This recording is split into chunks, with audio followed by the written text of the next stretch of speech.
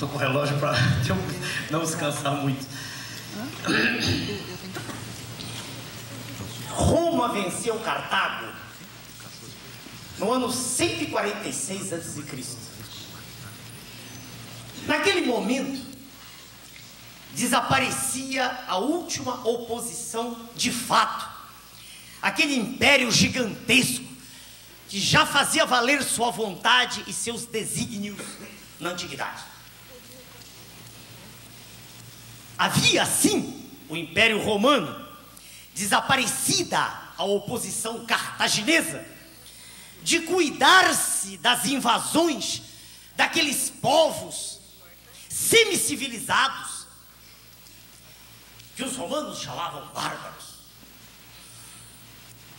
Aqueles povos eram muito atrasados, não tinham aquela condição de vida que era o apanágio do cidadão romano. E o interessante, e os senhores vão de se perguntar por que eu comecei falando nisso. O interessante é que um autor, um dos ideólogos disso que aí está no nosso planeta, o senhor Jean-Christophe Rufin, o interessante, eu digo, é que um autor traz para a época odierna, para os nossos dias,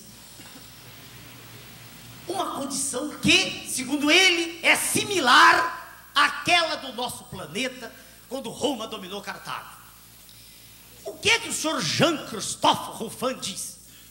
Ele diz assim: hoje, os países do primeiro mundo, os países ricos, e quero crer, já se falou aqui, eu não estava, mas imagino, que não são nada ricos, é tudo uma grande farsa, ricos somos nós. Mas, diz o senhor Jean-Christophe Rufin, esses países ricos formam um novo império. Os Estados Unidos da América do Norte, a Alemanha, o Japão, a Inglaterra, a França, são o império, e nós, pobres países da América Latina, os nossos irmãos da África e da Ásia, somente a África subsaariana, nós seremos os novos bárbaros. Na verdade, o senhor Jean-Christophe Rufin conhece a realidade das nossas favelas, do nosso pobre povo sofrido, que não tem nem a menor ideia de que é o seu trabalho que constrói a nação e a riqueza de que desfrutam os ricos, e fundamentalmente que é o seu trabalho honesto que faz com que aquelas potências estejam tão ricas, porque existem atualmente atuando de modo predatório sobre todas as nossas riquezas reais. Por que eu comecei com o senhor Jean-Christophe Rufin? Porque o livro do senhor Jean-Christophe Rufin era livro de cabeceira de um dos últimos presidentes da República, de um homem que sofreu impeachment e que era aplaudido em verso e prosa como um conhecedor profundo de uma literatura especializada. Vejam, senhores, que absurdo! Como é que se erige a questão de doutrina ideológica do mundo moderno? Uma tese segundo a qual nós somos inferiores, nós somos mal dotados pela natureza, e só nos cabe extrairmos nosso próprio sangue para entregar àqueles que, como verdadeiros vampiros, sugam todo esse mesmo líquido precioso das nossas entranhas. Eu queria lhes dizer que o senhor Rufin falha muito no livro dele. E como falha?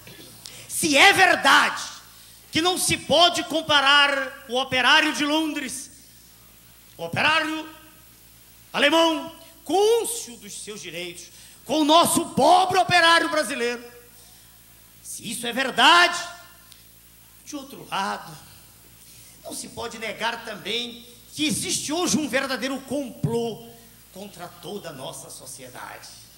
Na verdade, está em andamento um projeto maquiavélico de destruição de todos os nossos valores. Na verdade, tudo aquilo que existe de mais digno na pessoa humana está sendo lançado no fundo do poço. Na verdade, cada um de nós perdeu o respeito pelo semelhante, perdeu o respeito e não acredita mais no trabalho, no governo, no mercado, no crédito, nas pessoas.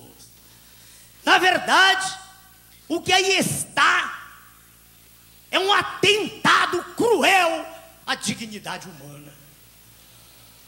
E é contra tudo isso, é contra esse modelo terrível de destruição da cidadania plena que se insurgiu este partido político, que hoje tem a felicidade de ver reunidas aqui tantas pessoas das mais diversas categorias sociais, de todas as classes, de todas as raças, de todos os credos, fazendo com que nós todos possamos estar irmanados numa vontade una, que é de salvar a nossa pátria. Eu vim lhes falar sobre essa nossa vontade que nos acompanha, como minha família sabe, desde muito cedo, desde aquele instante, há meio século atrás, quando nós começamos a nos abeberar do conhecimento científico. Desde meio século atrás, quando nós começamos a perceber que o homem que sabe é mais feliz do que o homem que não sabe. Desde o momento em que nós começamos a entender as leis que regem a natureza física, biológica e social. Desde aquele instante que é uma preocupação nossa terrível. Por que tanta diferença? Por que tanta desigualdade? Porque na infância, lá no passado distante, nós tivemos que passar fome para estudar. E aí começamos a estudar. E logo cedo, na aurora da vida, nós aprendemos que o nosso país, esse belo país, é a quinta potência continental do planeta. Nós aprendemos que o Brasil é um país continente. Logo depois, já adolescente, nós aprendemos que o Brasil tem a maior riqueza em água potável, água de beber do planeta. Já na universidade, nós aprendemos outras coisas. Estudando ciências exatas, aprendemos que a riqueza mineral do planeta é inigualável. E qual não é a nossa tristeza? Meio século depois, quando assistimos ao voo atravessando os rincões da pátria, dos advogados da União, para defender aquela coisa ignominiosa que foi a privatização da nossa Vale do Rio Doce. Não sei se já foi dito, mas a Vale do Rio Doce não foi vendida, ela foi doada.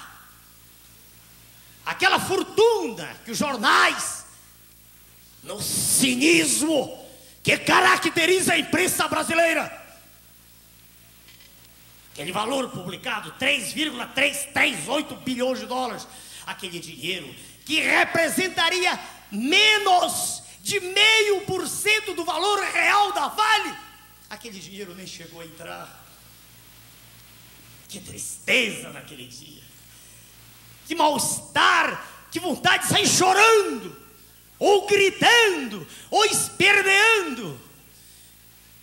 Dirão os senhores, por que não moveram ações, não usaram o direito constitucional? Mas nós o fizemos. E esse nós é plural, não é plural de modéstia. Quantos de nós impetraram ações presentes aqui, tantos? Nosso deputado federal, professor Bautista Vidal, professor Marcos Coimbra, professor Bernardo, muitos outros. Até ações na Procuradoria-Geral da Justiça Militar, porque é crime a simples tentativa de internacionalização do solo pátrio. E essas ações foram todas arquivadas. Senhores, isso é extremamente dolorido. Aquilo a que todos nós assistimos é algo maquiavélico, é algo terrível. Porque tudo é feito, vejam, senhores, de modo oficial. O Prona não está preocupado com roubo de galinha. Não nos interessam precatórios. Isso não tem a menor importância. Vamos parar de falar besteira. Preocupemos-nos com as grandes questões.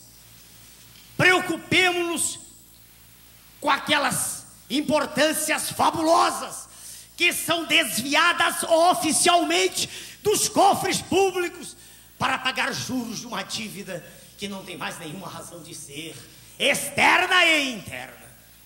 Os números devem ter sido comentados pelos ilustres professores que me precederam. Vamos parar de discutir os buracos de rua.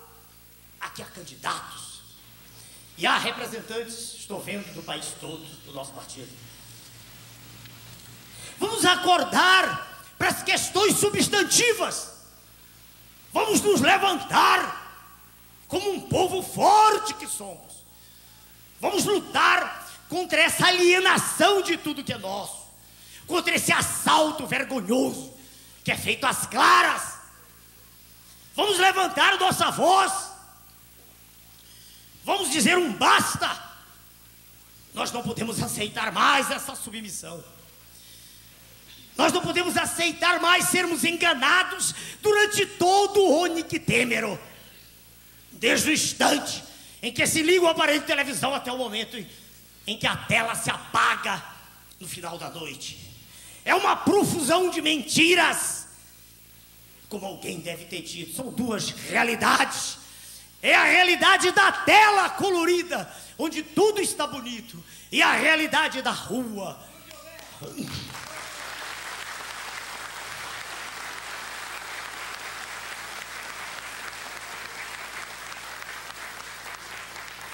Na rua imperam a fome, a miséria, o desemprego, a níveis nunca vistos. Tudo ocultado. As estatísticas perfidamente manipuladas falam-nos de níveis de desemprego que seriam inferiores aos do Japão. Mas que vergonha! Que vergonha! Como pode uma autoridade constituída chegar diante de nós e dizer que o sistema de saúde é uma beleza no Brasil? Temos na sala um egrégio professor de medicina ali, professor Veronese, que nos deu a honra de vir para o nosso partido. Temos na sala diversos médicos. Na verdade, os fundadores do PRONA foram todos médicos. Hoje, graças a Deus, temos de todas as categorias. Como se pode ter coragem de dizer que está tudo bem, se nós temos 6 milhões de pessoas com doença de Chagas, se nós temos 5 a 10 milhões de pessoas com esquistossomose maçônica, se nós temos cerca de 1 milhão de pessoas infectadas pelo vírus da AIDS, se nós temos 500 mil a 1 milhão de tuberculosos, se nós temos 500 mil pessoas a cada ano contaminadas pelo plasmódio da malária, se nós temos 200 mil leprosos, etc, etc, etc, etc. Como se pode ter a veleidade proterva de ir para a televisão e dizer que está tudo bem?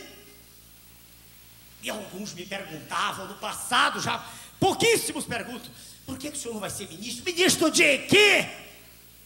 De quê?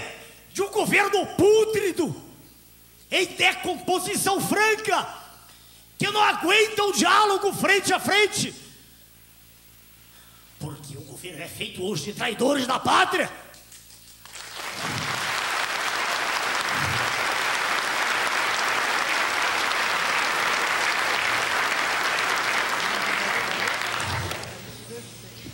Algum tempo atrás, no Congresso Nacional, por indicação de uma figura muito amiga, muito querida, nosso deputado, doutor André Velasco, por indicação dele e aceitação de 52 deputados federais, nós íamos fazer uma palestra na Câmara Federal. Convidamos os nossos colegas da direção nacional do partido, e qual não é nossa surpresa quando, na véspera, o nosso nome foi cortado. Não havia nenhuma razão, apenas era o perigo de nós falarmos para suas excelências os deputados do que representava de fato o leilão da Vale. Nós iríamos alertá-los para o fato de que, por trás da compra, entre aspas, do leilão, estava um dos maiores mega especuladores do planeta, o rei do narcotráfico, o senhor George Soros.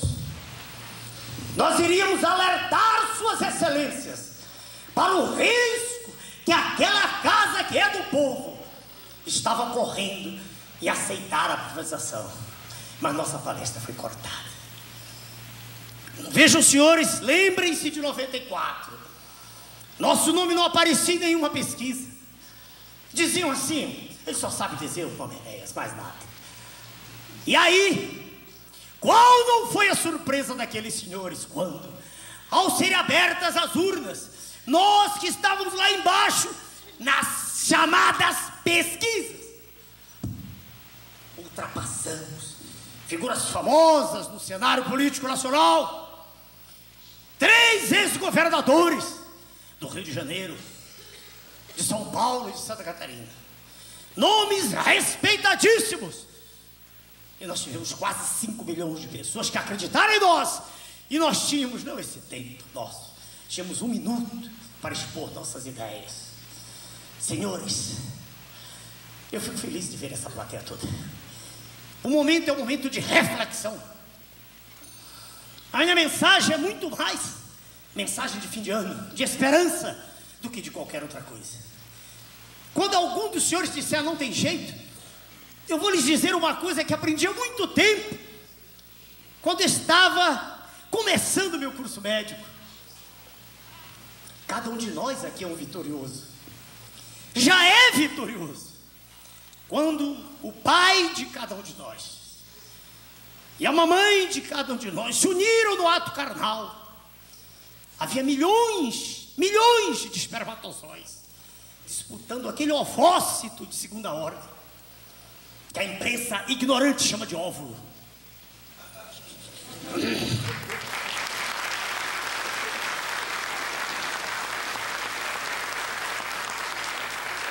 Naquele instante belíssimo da criação, naquele instante sagrado, daqueles espermatozoides todos que formam a corona radiata, aqueles todos, só um penetra no ovócito de segunda ordem. E há uma verdadeira insensibilidade dele pelos outros. Todos os outros morrem. E foi daquele espermatozoide, com aquele ovócito, que nasceu cada um de nós. Naquele instante, cada um de nós foi premiado. Já nascemos vencedores. E os senhores dirão: não tem jeito, o poder deles é muito grande. Não, senhores, se fosse tão grande, nós não estaríamos aqui hoje. Quando nós começamos, nós o fizemos graças à confiança absoluta que tiveram em nós pessoas que aqui estão presentes. Não dá para citar todos, eu peço desculpas. Cada um de nós nasceu vencedor. Quando o dia se acaba e nós acordamos, nós continuamos sendo vencedores. Tudo de que eu estou falando é dom de Deus. Eu não tenho mérito nenhum. E eu vou usar essa força que o Criador me deu e que eu usei para transmitir conhecimentos durante 4 décadas. Ensinei português, matemática, física, biologia, química e diversas disciplinas médicas ao longo das últimas décadas. E em 89, indignado com isso que aí está, e tendo uma consciência já razoável, não plena passei a adquiri-la dentro do processo, conhecendo as últimas aquisições. Professor Marcos Coimbra, da Escola Superior de Guerra, professor Benayon, doutor em Economia Hamburgo, professor Bautista Vidal, que lhes falou há pouco. Fui enriquecendo, fui aprendendo cada vez mais e fui ficando cada vez mais perigoso. Cada vez mais o poder constituído teme. Cada vez mais o poder constituído dá um passo atrás e diz: é um perigo. Dizem, de quando em quando eu ouço: esse homem é um perigo para o Brasil. Para o Brasil ou para aqueles senhores? Para quem nós somos um perigo? Atrás de que os senhores estão Os senhores estão lutando, afinal de contas, por quê? Se não pela salvação da nossa pátria. O que nós queremos é escola pública que funcione. Nós não queremos fechar nenhuma escola particular, não. Nós queremos pegar a escola pública, tomá-la e levá-la para um patamar tão digno que todo mundo queira voltar a ela. E aí a escola particular vai se corrigir o problema dela. Nós queremos que o hospital público funcione e não que seja um depósito onde são lançados os pobres da nossa pátria.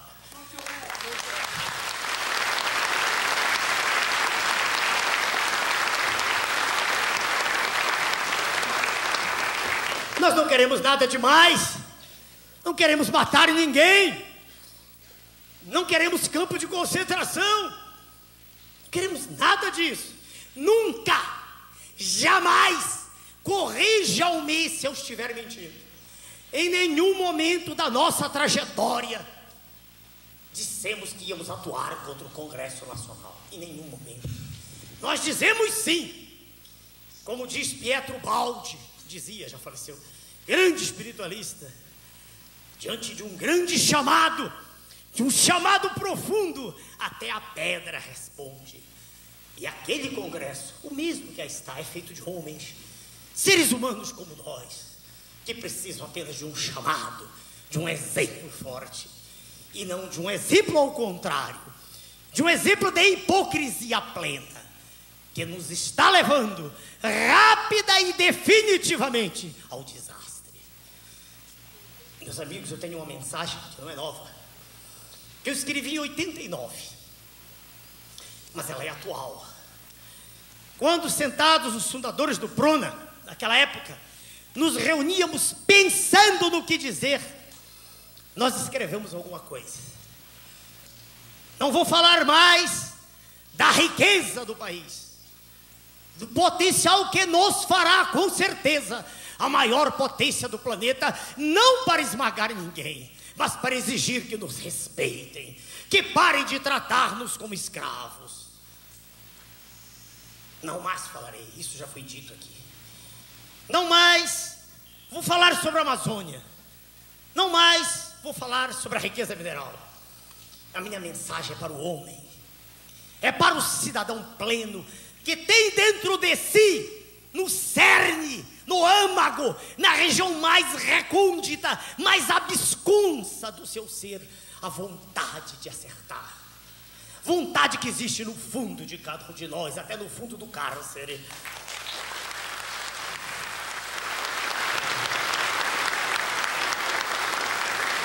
A minha mensagem é para o homem, independentemente da sua raça, da sua classe, da sua religião. A minha mensagem é uma mensagem de civismo, de amor à pátria. Na verdade, uma avalanche de inconsequências vem há séculos se derramando sobre a sociedade brasileira. Cresce o valor da iniquidade, estiola-se o valor do trabalho produtivo. Vive-se uma época de desesperança que necessita com urgência de um exemplo vívido que possa reacender nas pessoas a chama da cidadania, do civismo e da confiança na pátria. Já é tempo que surja uma política voltada realmente para a sociedade e não dela desligada, lutando os políticos entre si, numa ultrajante troca de favores, que visa sempre e exclusivamente a destruição dos sonhos de uma sociedade livre que pretende caminhar para o futuro.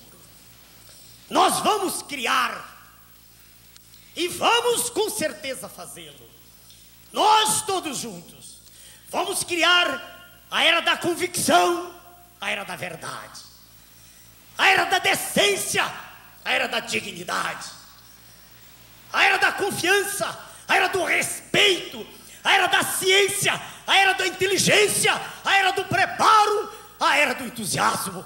Muito obrigado, senhores. Viva o Brasil! Viva o Brasil! Obrigado.